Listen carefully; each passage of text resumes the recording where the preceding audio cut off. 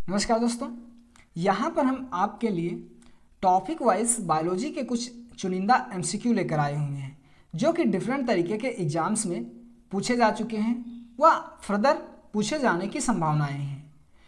तो हमारे latest video की अपडेट पाने के लिए हमारे इस चैनल स्टडी पॉइंट संजीत को सब्सक्राइब करें व बेल आइकन को ज़रूर से ज़रूर प्रेस करें जिससे कि हमारी लेटेस्ट वीडियो की अपडेट आपको मिलती रही। शुरू करते हैं आज का डिस्कशन। तो फर्स्ट क्वेश्चन है, ब्लड होता है, पहला ऑप्शन है एक कनेक्टिव टिश्यू, संयोजी ऊतक, एपिथेलियम ऊतक या दोनों या इनमें से कोई नहीं। तो हमारे उत्तर देने से पहले आपको इसका जवाब कमेंट बॉक्स में बताना है। तो जो ब्लड है एक संयोजी ऊतक है। आखिर कैसे? जो यह ब्लड है, अगर इसको हम जैव वैज्ञानिक दृष्टिकोण से देखें तो एक तरीके का टिश्यू है। आखिर टिश्यू क्या होते हैं? जब हम ब्लड की चर्चा किए थे उसमें ये चीज़ें बताए थे। तो जो रक्त है एक तरीके का टिश्यू है क्योंकि यह फ्लूइड है यानी कि तरल है, इसलिए इसे फ्लाइड टिश्यू भी कहा जाता है। और यह शरीर के जो डिफरेंट पार्ट्स होते हैं उनके मध्य डिफरेंट प्रकार की जो पदार्थ पाए जाते हैं उनका ट्रांसपोर्टेशन करता है यानी कि संवहन करता है, इसलिए यह एक तरीके का संवहन टिश्यू है। और इसको एक संयोजी ऊतक भी कहा जाता है। क्यों? क्योंकि जो संयोजी ऊतक होता है यह दो पार्ट्स को जोड़ने का काम करता है। तो ब्लड भी इसी तरीके का कार्य करता है, इसलिए ब्लड जो है एक तरीके का संयोजी ऊतक है। तो यहां पर इसका आंसर ए, ब्लड एक संयोजी ऊतक है। एडिशनल इंफॉर्मेशन, मनुष्य के शरीर में 5 से 5.5 लीटर लगभग ब्लड उपस्थित रहता है। आयतन के आधार पर 1/13 भाग यह होता है। और यदि हम द्रव्यमान के अनुसार बात करें तो यह शरीर के द्रव्यमान का 7 से 8% ह्यूमन बीइंग में उपस्थित होता है। नेक्स्ट क्वेश्चंस, हीमोग्लोबिन क्या है? फर्स्ट ऑप्शन पौधों की पत्तियों में पाया जाने वाला एक पदार्थ। नेक्स्ट बोन मैरो में पाया जाने वाला पदार्थ। सी मानव रक्त में पाया जाने वाला पदार्थ या फिर पिट्यूटरी ग्लैंड से निकलने वाला स्राव है। तो हीमोग्लोबिन जो है ये हीम प्लस ग्लोबिन, ये जो ग्लोबिन एक तरीके की प्रोटीन है जो ब्लड में उपस्थित रहती है। तो हीमोग्लोबिन का निर्माण पोरफेरिन प्लस आयरन के मिलने के कारण होता है, जो कि जो पोरफेरिन है एक कार्बनिक यौगिक है। तो हीमोग्लोबिन के उपस्थिति के कारण जो ब्लड है, ब्लड का कलर रेड होता है, यानी ब्लड लाल क्यों होता है? तो हीमोग्लोबिन जो प्रोटीन है इसके कारण ब्लड लाल दिखाई पड़ता है। तो हीमोग्लोबिन जो है ये ब्लड में उपस्थित होकर के जो विभिन्न तरीके के ऑक्सीजन व कार्बन डाइऑक्साइड गैसें शरीर में मौजूद होती हैं उनके संवहन में यानी ट्रांसपोर्टेशन में सहयोग करती हैं। तो आंसर क्या हुआ? हीमोग्लोबिन मानव रक्त में पाया जाने वाला एक पदार्थ है जिसके कारण ब्लड का रंग लाल दिखाई पड़ता है। और इसका काम क्या है? यह विभिन्न तरीके की गैसों का ट्रांसपोर्टेशन करती है। नेक्स्ट क्वेश्चन पर हम चलते हैं। यहाँ पर आरबीसी के बारे में विचार करना है। ये जो मिस प्रिंट हो गया है ये आरबीसी यानी रेड ब्लड कॉर्पस्कल्स के बारे में निम्नलिखित कथनों पर विचार करें।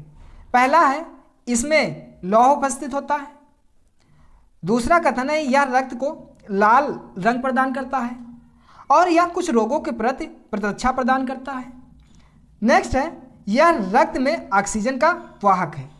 तो इन जो कूट दिए हुए हैं इन कूटों का चयन करना है, यानी पहला, दूसरा, तीसरा तीनों सही है। 2 3 1 2 4 या 1 2 3 4 सभी सही हैं। तो हम यहाँ आरबीसी के बारे में देख लेते हैं।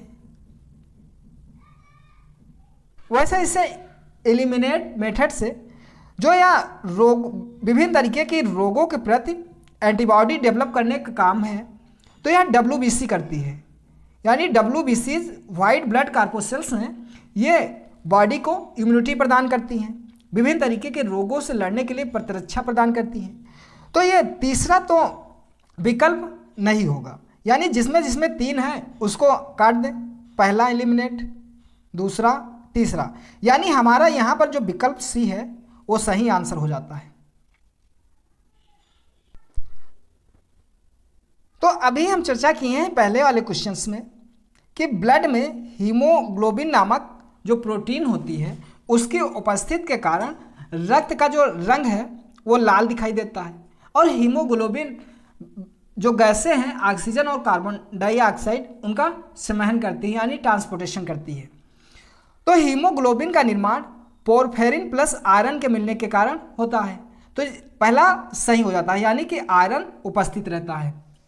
नेक्स्ट है कि यह रक्त को लाल रंग प्रदान करता है, तो हाँ हीमोग्लोबिन जो इसमें उपस्थित होता है उसके कारण लाल रंग ब्लड का होता है। और हीमोग्लोबिन का काम क्या है? ऑक्सीजन का ट्रांसपोर्टेशन करना और कार्बन डाइऑक्साइड को बाहर निकालना। तो इस तरीके से 1 2 3 4 विकल्प सही हो जाते हैं। चलते हैं नेक्स्ट क्वेश्चंस पर। नेक्स्ट क्वेश्चन है, किस प्राणी के जीवद्रव्य में जो हीमोग्लोबिन है उसका विलय हो जाता है? मेढक, मत्स्य, मानव, केचुआ। तो यहाँ पर जो सही आंसर है वो है केचुआ, यानी कि डी आंसर। केचुआ जो है एक एनालिट जीव है जिसमें हीमोग्लोबिन जो होता है उसके प्लाज्मा में घुला रहता है, जबकि जो अन्य कशेरुकी हैं उनमें यह प्रोटीन जो कि हीमोग्लोबिन है लाल रुधिर कणिकाओं में पाया जाता है। केचुए में जो आरबीसी है रंगहीन तथा केंद्रकमय होते हैं, और इस जंतु में जो सर्कुलेटरी सिस्टम है वो क्लोज टाइप का होता है, यानी कि परिसंचरण तंत्र बंद प्रकार का होता है। तो यहाँ पर सही आंसर डी, यानी केचुआ। नेक्स्ट क्वेश्चन, मनुष्य का औसत जो ब्लड प्रेशर होता है, रक्तचाप, वो कितना होता है? तो यहाँ पर सही जो आंसर है डी, यानी 120 से 80 के बीच। जो मनुष्य का औसत जो रक्तचाप है 120/80 होता है, यानी जो हार्ट है उसमें 2 तरीके के प्रेशर जनरेट किए जाते हैं, एक सिस्टोलिक प्रेशर और एक डायस्टोलिक। ये क्या होते हैं? सिस्टोलिक प्रेशर जो हार्ट का निलय पार्ट है, निलय पार्ट की जो संकुचन की अवस्था है उसको प्रदर्शित करता है। जब हार्ट संकुचित होता है यानी निलय सिस्टोल की अवस्था में होता है, उस समय 120 mmHg पारे की लंबाई के दाब के बराबर प्रेशर को जनरेट किया जाता है। और जो 80 है ये डायस्टोल की फेस को प्रदर्शित करता है। इस ड्यूरेशंस में निलय के द्वारा 80 mmHg पारे की लंबाई के दाब के बराबर प्रेशर को जनरेट करता है। तो इसलिए यहाँ पर जो मनुष्य का औसत रक्तचाप है 120/80 होता है। नेक्स्ट है, रक्त दाब किस यंत्र से मापते हैं? स्फेरोमीटर, एनीमोमीटर, स्फैग्मोमीटर और एमीटर। तो यहाँ पर जो सही आंसर है स्फैग्मोमैनोमीटर के द्वारा जो ब्लड प्रेशर है उसको मापा जाता है। तो किस तरीके से स्फैग्मोमैनोमीटर होता है? देखो ये है स्फैग्मोमैनोमीटर। तो जो एक गुब्बारे जैसी संरचना है, ये पट्टा बाएं हाथ की जो ब्रेकियल धमनी है वहाँ पर इसको बांधा जाता है, और इस जो गुब्बारे जैसी संरचना है इससे प्रेशर जनरेट किया जाता है। तो नियम यह कहता है कि जो ब्लड है रक्त वाहिकाओं में धारा रेखीय प्रवाह में प्रवाहित होता है, तो जब कोई भी तरल है धारा रेखीय प्रवाह में फ्लो होता रहता है, बहता है, तो उस ड्यूरेशन में आवाज़ नहीं उत्पन्न करता है। लेकिन जब यहाँ से इसको प्रेशर दिया जाता है तो यह जो ब्लड इसमें धमनियों में वाहिकाओं में फ्लो होता रहता है, यह इस धारा रेखीय प्रवाह को पार कर जाता है और इस धारा रेखीय प्रवाह को पार कर यह विशुद्ध प्रवाह उत्पन्न कर देता है, जिससे कि आवाज़ उत्पन्न होने लगती है। और डॉक्टर ये जो जिसे आला कहते हैं, स्टेथोस्कोप, इसको कान में लगाकर सुन लेते हैं। अब जहाँ पर धारा रेखीय प्रवाह को पार करता है वहाँ पर यह रीडिंग ऊपर बढ़ती जाती है और इसी को माप लिया जाता है। तो इस तरीके से ये जो ब्लड प्रेशर है इसको मापा जाता है। बढ़ते हैं अपने नेक्स्ट क्वेश्चंस पर। नेक्स्ट है जो ब्लड है, ब्लड का सामान्यतः जो पीएच मान है वो कितना होता है? तो 4.5 से 4.6 के बीच या फिर 6.45 से 6.55 के बीच। सी ऑप्शन है 7.35 से 7.45 के बीच, या फिर जो डी ऑप्शन है 8.2 से 25 से 8.35 के बीच होता है। तो सही विकल्प कौन सा है? तो यहाँ पर सही आंसर इसका सी है, यानी ब्लड का जो पीएच मान होता है 7.35 से 7.45 के बीच पीएच वैल्यू रहती है। पीएच क्या है? पीएच एक स्केल होता है जिसमें 0 से 14 के बीच अंक अंकित होते हैं। यदि 7 से ऊपर जाते हैं तो जो इसकी पीएच वैल्यू है यानी इसमें क्षारता बढ़ती जाती है और इससे 7 से नीचे आने पर इसमें अम्लता होती जाती है।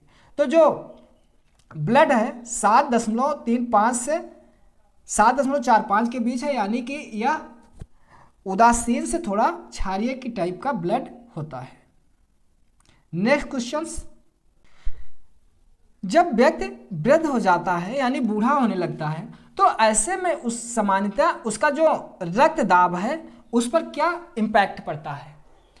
उसका ब्लड प्रेशर घट जाता है, ए ऑप्शन। बी नंबर है उसका ब्लड प्रेशर बढ़ जाता है, या फिर उतना ही रहता है या बदलता रहता है। तो इसमें सही विकल्प कौन सा है? तो सही विकल्प इसका है बी, यानी उसका ब्लड प्रेशर बढ़ जाता है। क्यों? देखो, जब वाहिकाएं, रक्त वाहिकाएं हैं, तो जब जब व्यक्ति वृद्ध होता जाता है यानी बूढ़ा हो जाता है तो उसकी जो धमनियां हैं, धमनियों पर कैल्शियम यानी कैल्सिफिकेशन का कैल्शियम का प्लेग जमा होता रहता है, जिसके कारण ये धमनियां कठोर होती जाती हैं और ये संकीर्ण होती जाती हैं, जिससे कि जो ब्लड प्रेशर है, रक्तदाब, वो बढ़ जाता है। तो इसलिए बुढ़ापे में ब्लड प्रेशर समानता बढ़ जाता है। तो यदि ये एमसीक्यू आपको अच्छे लगे हों तो यदि इस चैनल पर आप नए हों तो इसे सब्सक्राइब करें व बेल आइकन को जरूर प्रेस करें, जिससे कि हमारी लेटेस्ट वीडियो की अपडेट आपको मिलती रहे। Thank you for watching this video.